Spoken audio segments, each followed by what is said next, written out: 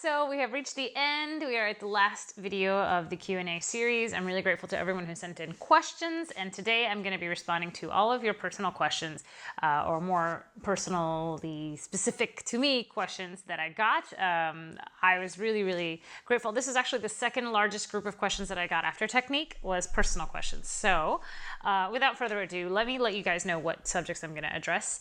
The first one, how I started and my general journey throughout my career. 2, how I prepare a role specifically. 3, how I deal with emotions and nerves.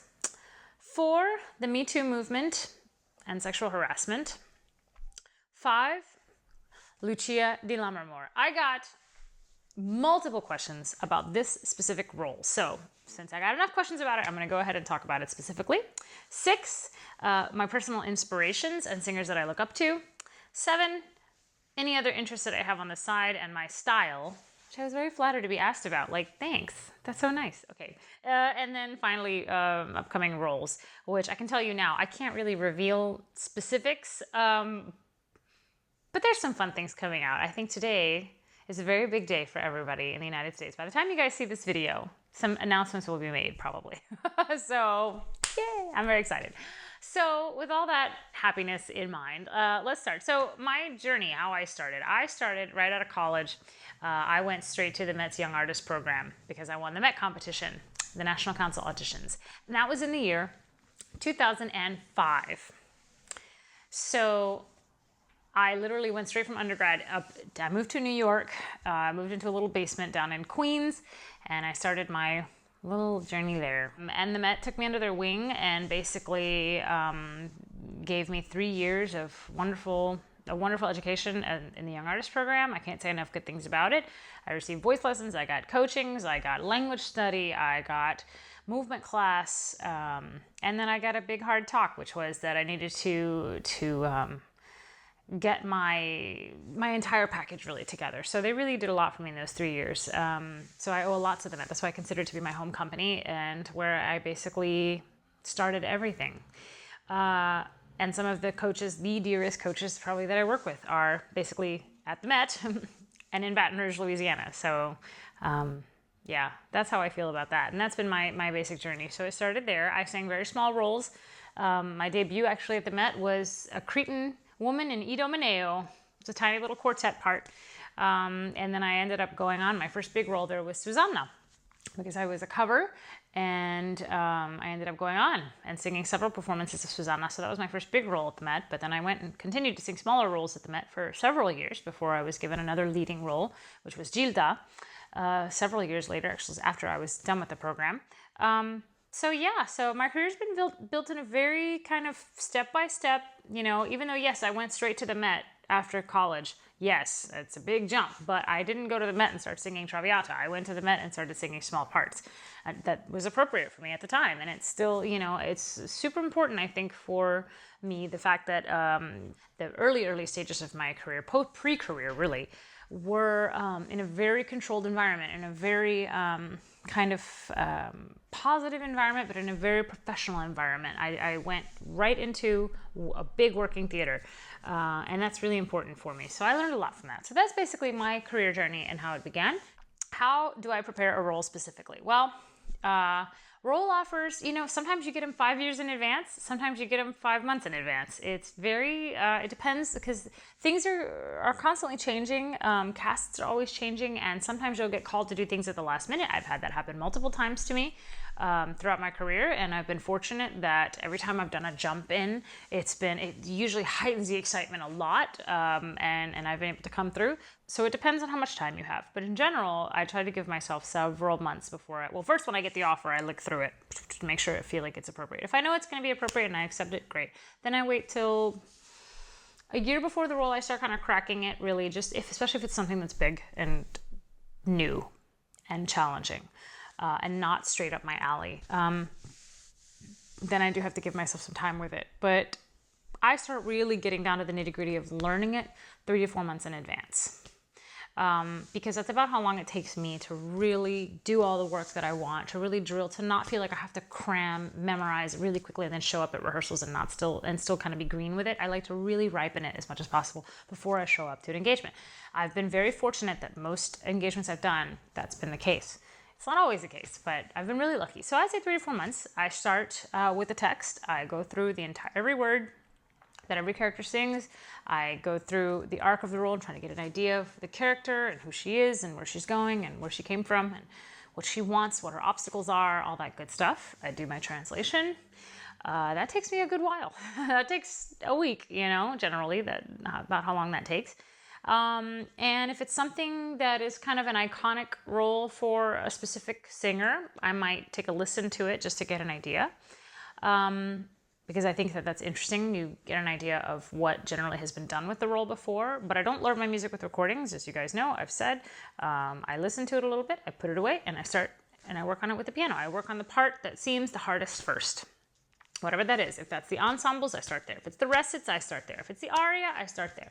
And as a rule of thumb, I like to rehearse backwards, so end to beginning, because in rehearsals, you tend to rehearse the beginning more than you rehearse the end. So if the end is the weakest part for you, it's going to be the weakest part of a production, then it's not a very good combination. So it's best for me, I found, that if I work, and I also helps me memorize better. I actually learned this in college in choir. Our choir director used to make us sight read through a piece and then start at the end and work our way back. And we'd start every new measure number, every new rehearsal number, we'd start at an earlier one. And then we always knew where we were going, and the level of continuity was always better. And then boom, we would all memorize it as a group. And I've stuck with that habit. It's really great. Thanks, Dr. Fulton. Yeah, that's how I prepare a role. And I do everything that I can musically, drill-wise, rhythms, all that kind of stuff. Speak the text before I sing. I will work for weeks on a role without singing a note. Unless it's something super technically demanding that I think, oh God, I can't figure out how I'm going to... Let's work on these weird scales or this weird coloratura or this weird key change or anything that seems vocally like I'm not going to be able to just open my mouth and figure out how to do it. Then I isolate parts. But I just feel like I get more bang for my buck practice-wise that way. And then when I feel like I've gotten to a pretty solid place and I'm starting to memorize, the first thing I do is write down my text. I sit there with a notebook and I just write all my text in order. I did this when I was learning The Daughter of the Regiment, immensely helpful. I did this when I was learning Rodelinda, immensely helpful. Just write down, especially the recit, more the recit than anything else, because the recit, you just need to know what your response is so that you can be quick with it. And so that you can really play with the pace. So immensely helpful. And I've done that many, many times.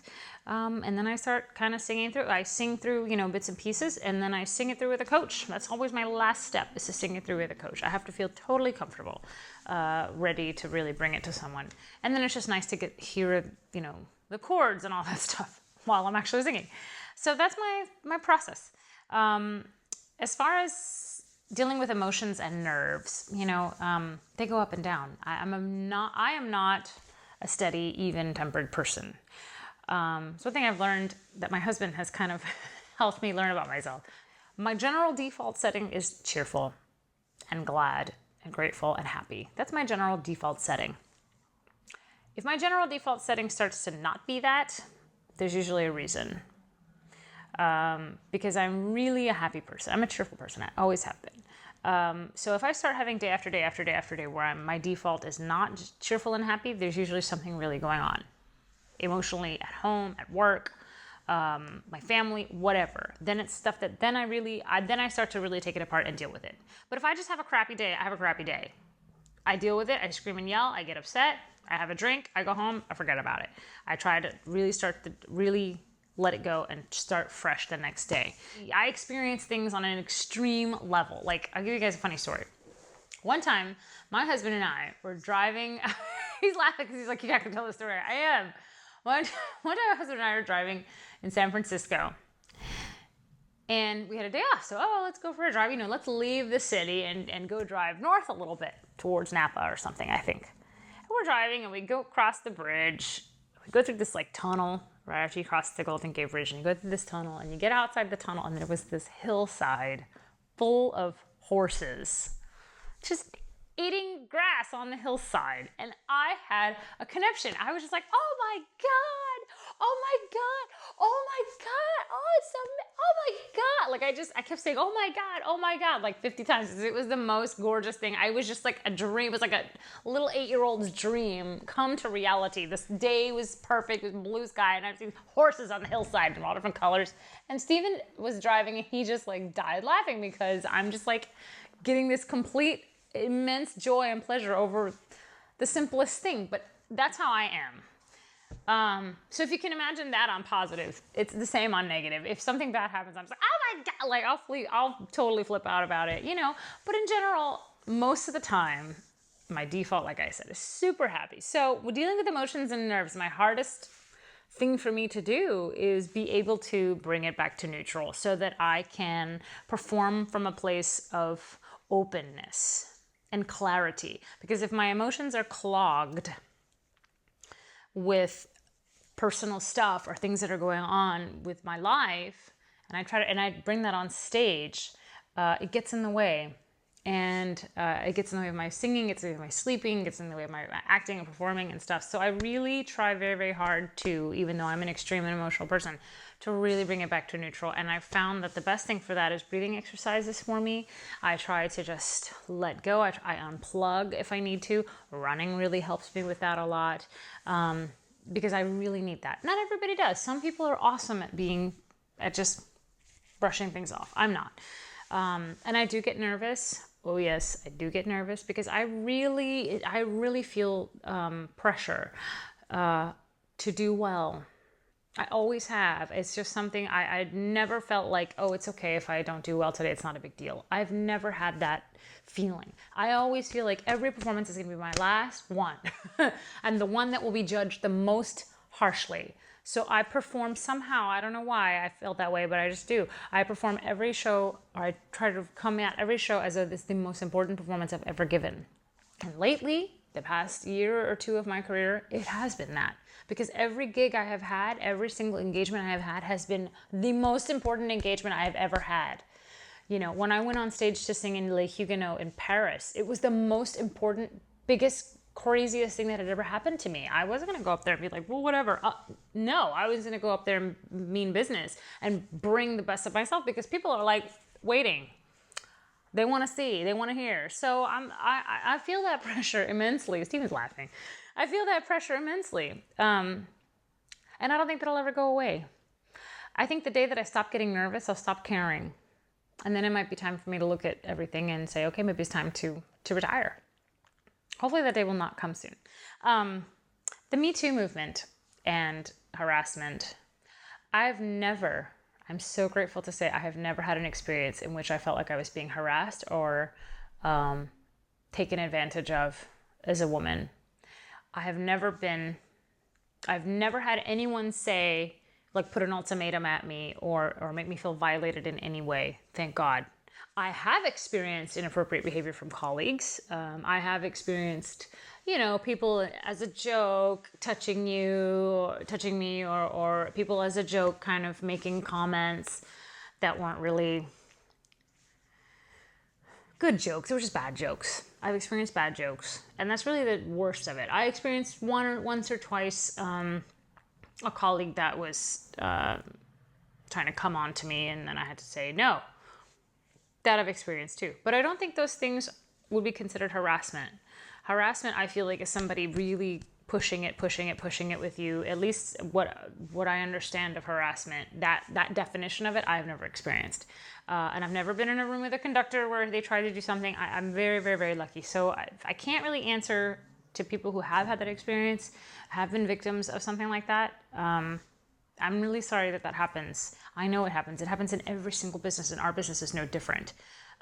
What I do feel like is very present in our business a lot of times is sexism. I do feel like there is and I feel like that's everywhere in the world. It's not just the theatrical world or the operatic world, but I do feel like there is a bit of a stigma sometimes against women who are strong-willed, opinionated, argumentative. We're always labeled as divas. Men don't have a label like that, at least not that I'm aware of. And a woman, if she behaves in any way other than sweet, totally open, totally yes, maestro, whatever you like, or yes, director, whatever you like, in any way, 100%, totally sweet, she's labeled as this difficult diva. And I feel like that's really unfair because opera invented the concept of the lead female and put it up on stage for all to see and hear. I mean, the goddesses of opera are the divas, are the female characters, the soprano and the mezzo, that is larger than life. That archetype exists in our art form, but yet we expect wallflower women to perform it. I feel like that is modern day life competing with what opera is and should be, which is larger than life personalities, is larger than life, performances, giving larger than life performances. And you can't be a wallflower and do this job, even though people might want you to be. So don't be one, girls, ladies, and gentlemen. Stand up for yourself, Be neutral, be open, be receptive to criticism, grow as an artist. But when you get to a point where you're the leading artist, you're secure in yourself, you're strong in your technique, and you know what you're doing, you don't need to apologize anymore. And you don't need to prove yourself anymore either. So I'm trying to work on that. I'm still working on that because I'm a yes person. Oh, yes, whatever. Anything you like. I'm a yes person. And sometimes saying yes too often gets me into trouble. So let's work on that together. Let's update on that one in a few years. Let's come back to it. Lucia Di Lammermoor, speaking of larger than life roles, larger than life personalities, and the role of the iconic diva. A lot of people ask me just technical things about Lucia. Look, y'all, I've been working on that role for a really long time. I didn't just crack open that role 4 months before I had the contract. I've been working on Lucia since I was a young artist with all kinds of important coaches, but primarily Bernarda Scotto. And she really worked with me on the coloratura. She really worked with me on the feeling and the legato and the bel canto school of approach, the bel canto approach to how this role should be done. And I really soaked up everything that she ever said. My score is still full of her markings. So to say, well, technically, in this scale I do this and in this run I do that, it's so much more than that. It's very, very, very deep, layered work. If you're a soprano who's working on Lucia for the first time and you want some keys, here's some I can give you. Number one, in bel canto, find the reason behind every single coloratura, if there is any. If there's a run, if there's a trill, if there's a fioratura, there's a reason emotionally behind every single note, but specifically behind notes that come out of the flowing kind of legato line. So like, for example, in the duet with Enrico, il pallor funesto rendo, right? Later there's a part where she sings all these scales out of nowhere. Perdonarti possa Dio all'inumano tuo rigo. All this stuff that comes out of nowhere, completely out of character or seemingly out of character. Why does she sing those scales there? What is she saying? What is she talking about? Those moments are the moments that you have to analyze very deeply. So that's one example out of many, many, many in Lucia that occur whenever you have a bel canto role. So that's one thing that Scotto taught me. Every trill means something. Trills are expressive. A lot of people ask me, how do I trill? Y'all, I can't teach you that. It's classified information. Another question I've gotten about Lucia, is just about the character and how do you kind of go through a role with that kind of, that requires that much endurance. Lucia does require a lot of endurance. The best way to build it is to have time to get into that role, to get that role into your voice. It's not a role that is for the faint of heart. It is not a role, I don't think, that is appropriate for everyone. Certainly not when you're starting out. It's a mammoth. I mean, it's a role that you have to work on for a long time before you can really get. Sure, you might be able to sing the parts isolated, and there's nothing wrong with working on it in little bits and pieces as you're growing. But to build that endurance, you just have to build the endurance with experience. And the more experience you get, the better it will be and the easier it will be for you to get through the mad scene. And for years, I worked on only the mad scene. before I ever went through Regnava, the first aria, which actually is the hardest part of the role for me, was Regnava. Regnava is a beast. She comes out and sings it, and it's quite heavy and then you have all this coloratura. So, work on the meaning of the coloratura first. Work on the meaning of the trills. Work on the meaning of the text. Work on the mad scene. Then build the role throughout like that. And try not to get too emotionally invested in it because it can mess with you. Stay focused. That's one thing, at least for me, that helped me a lot. I didn't become completely unhinged because I wanted to be able to get through it. I find that when I get emotionally unhinged, my technique very easily will go out the window, and my stability and my ability to control will go out the window. So I've had to learn to find a way, and I'm still working on it. I'm not a master of this by any means, but I've had to learn to find a way to marry my technique and my ability to express completely freely. And this just comes with experience, and I think, I'll get better at it. I hope I'll get better at it, but I need a few more cracks because it's tough. It's a tough thing to do. And that's just what my ideal performance would be. Totally unhinged, technically flawless. Girl, we're gonna try to get there, okay? My inspirations. Now, I look up to a lot of singers, living and dead, and I'm I learn something from everybody that I listen to. So honestly, I don't have a whole lot of diehard favorites, other than really Maria Callas. That is my diehard favorite soprano, and pretty much anything that I work on, if Maria Callas sang it, I listen to how she did it. I don't listen to singers in order to imitate them. I listen to singers in order to get inspiration and to learn what has been done in the past and what other artists have brought to a particular piece of music, so that I can say, this has been done. Does that suit me? If it suits me, great, I'll try it. If it doesn't suit me, I don't do it. There are a lot of things Callas did that wouldn't suit me. And the same thing with Sutherland. A lot of things that Sutherland did that I can't do and aren't appropriate for me. And I try to look at every singer that way. With inspiration, I'm looking up to this person. I admire this person for their technique or their greatness or whatever. But I'm not this person, and I'm not trying to be this person or imitate this person or in any way try to literally recreate what this person has already done. This person is in a class by themselves. So I feel that way about all the greats. I really, really do. Sopranos, tenors, basses, baritones, everything. And I love singers that are working in the field today. I feel like the field is full of wonderful interpreters and wonderful singers, wonderful artists of every voice type. And I listen to them all the time. I'll pull up YouTube and just fall into a black hole of listening to singers sing and enjoying that, because I learn something from them and I get inspiration from other singers. I really do love to listen to other singers. It's one of my favorite things to do. Interests that I have on the side besides opera. Well, I don't have a whole lot of time to devote to other entire crafts, but I do run. You guys know that. I do love to cook. My husband and I cook almost every night because I don't really like to go out to restaurants because A, I'm vegan and it's hard to find stuff that works, and B, I don't like to spend the money just to go out to eat for one meal when I'm perfectly happy to make it at home. I enjoy making it at home, and then it smells, exciting, and get all into the anticipation of it. You can have a drink and you can relax, you're at home. And I feel like, my husband and I have gotten to be such good cooks. We can usually cook it better ourselves. So for that reason, that's one of my other big interests. I used to read a lot more than I do now. I don't really do as much anymore. I love horror. I love horror movies and horror books and horror stories. My artists that I love Tori Amos. That's my super favorite. I love Bjork.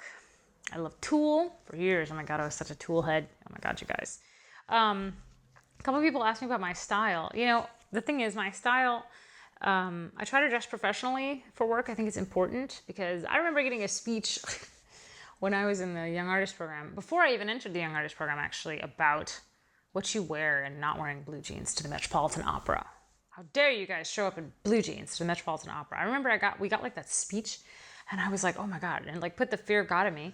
And I've never, I always try to dress professionally for a rehearsal, but then sometimes you're in rehearsal and you wear your nice clothes, and then you're running around throwing yourself on the floor. So I try to dress for whatever's appropriate for that particular period. But because I have to pack and take my stuff with me everywhere, I try to be very specific about my wardrobe. So my style, I would say, is very classic and elegant, and I try to just kind of stick to classic colors, I'll pick a color like for the season. So like this season I'm wearing a lot of navy. So like with me, I brought on a lot of navy stuff. I have navy jeans, I have navy tops, I have things that go with navy. So I have like a base color. Maybe it'll be black, maybe it'll be navy, maybe it'll be brown, maybe it'll be white, maybe it'll be gray. But general, I stick with the classic neutrals, and then I add in a pop of color. So I like to wear classic colors as kind of a base, and then if I add anything on top of that, it's very minimal. I don't really buy loud patterns or colors in general. And I also try to wear just what's seasonally appropriate, what is logical for me to pack and work with, what's comfortable. If I know I'm going to be walking a lot, to rehearsals back and forth, and we're not going to have a car, then I try to bring comfortable shoes.